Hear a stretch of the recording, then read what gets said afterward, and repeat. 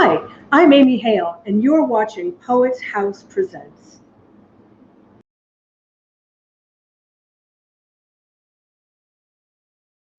Hi, I'm Amy Hale. Thank you for tuning in to Poets House Presents. Today I'll be reading 3 poems from the surrealist Ithell Colquhoun. I am an anthropologist and folklorist, and I am her biographer, the author of the forthcoming Genius of the Fern-Loved Gully, which will be out later this year from Strange Tractor Press. The 3 poems that I'll be reading are pieces that I think are indicative of many of the primary interests in her life, and will give you some insight into not just the complexity of her thought, but also the remarkable depth of her magic and her practice. So the first piece that I'll be reading is an alchemical and kind of sexual juicy piece called Union Pacific, which is from the early 1940s. And then the second piece was published in 1971, may have been earlier. It's called Here, and it's about the Archangel Michael line, the St. Michael line that runs through the west of Britain and drops off at the end of Cornwall. And then the final piece I'll be reading is a meditation on one of my favorite sephira from the Kabbalistic Tree of Life, Hesed. And hopefully you'll be able to enjoy and experience that as well. So the first poem I'm going to read by Ithell Colquhoun today is called Union Pacific. I figured that I'd go from something a little bit longer and more complex to something that would be shorter and more immersive for the audience to really sink into. This is a very intellectual piece, Union Pacific. I think it was written around probably 1940 to 1942. We don't have a date, but it reflects a lot of the work that she was doing at that point. From around 1939 really to about 1942, Ithell was obsessed with the idea of gaining the Philosopher's Stone. And she was building up this whole group of pieces of art, of drawings and paintings that were focused on alchemy. And they blended alchemy and tantra and the idea of the perfection of the soul through the union and the alchemical marriage of the king and queen that blended into the hermaphrodite. Ithell believed that the perfect state of humanity before the fall was the hermaphrodite and the divine androgyne, and that when humans were in touch with their own divine nature, that they would return to this state of androgyny, and the male and female would be fused together. So while I'm doing this reading, you'll see a lot of imagery. She used blue and a specific blue and a specific red that she used to symbolize the 2 different polarities that would come together and to create this new androgynous being. I think it's also worth noting, though, as you hear me go through this poem, that she's really talking about the union of a person with their divine and higher self.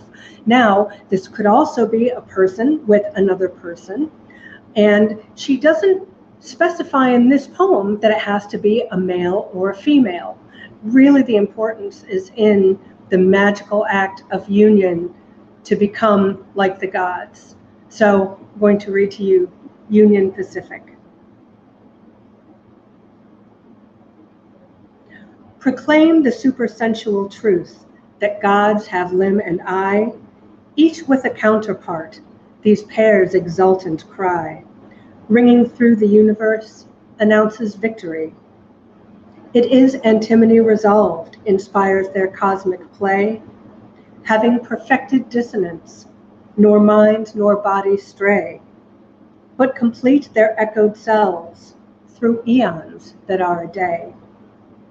Making celestial music, their joy is to create the everlasting instant in an everlasting fate, harmony in a double self that needs not generate.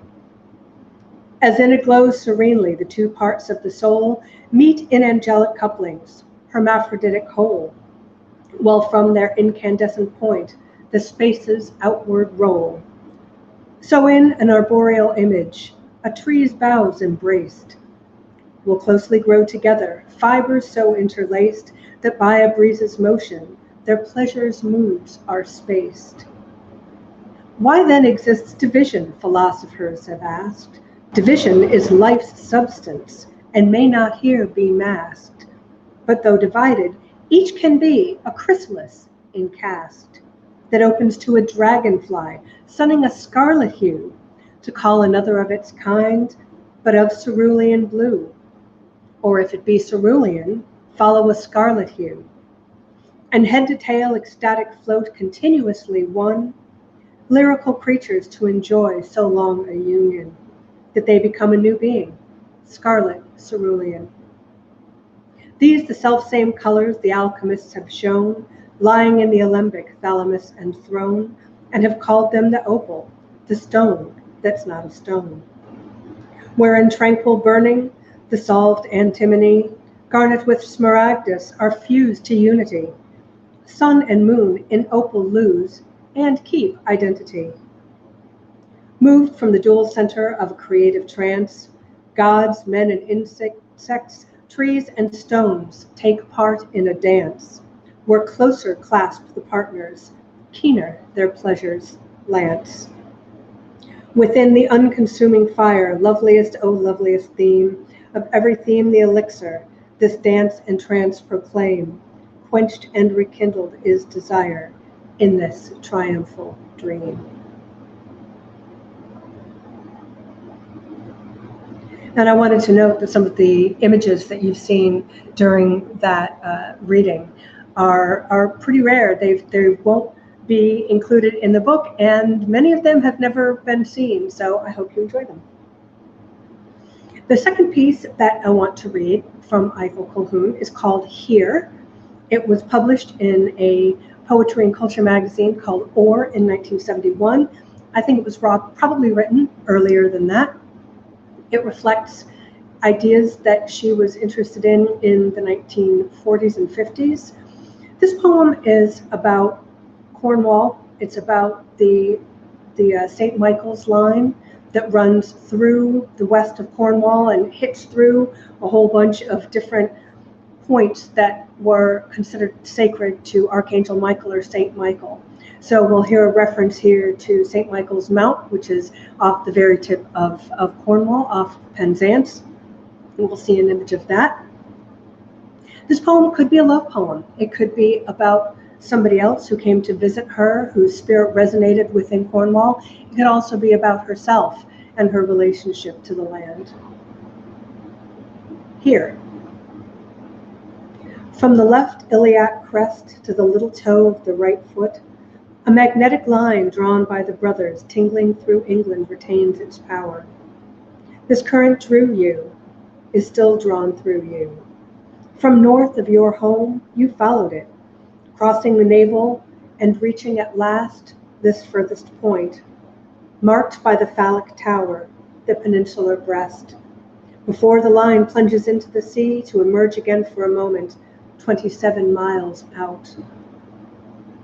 Something of you remains here, your own force, mingling with that of the ancients.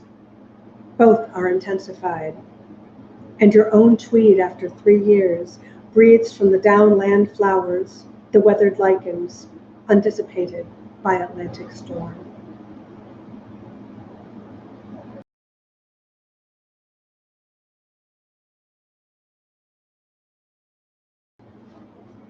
The last poem I'm going to read to you today is from the Decad of Intelligence. This was a project that Ithell did toward the end of her life in 1978 and 1979. And she created a series of enamels, each one which was characterizing one of the sephira on the Kabbalistic tree of life. Each one contains 4 primary colors, as we can see here, that show the characteristics of each of the sephira. And then she combined them with a small poem, which was designed to give the reader the characteristics of each of the sephira for a meditation. So as you read them and you look at the image, you can learn more and you can understand more deeply what each of the sephira is about.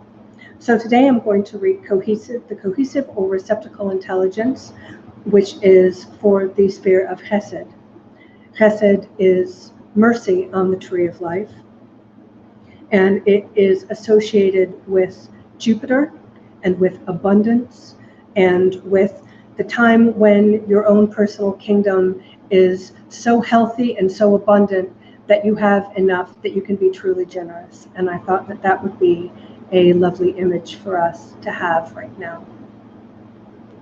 So we're going to show you the image that she designed to go with this piece so you can relax and meditate and listen to what I'm saying and hopefully immerse yourself in the experience of Chesed.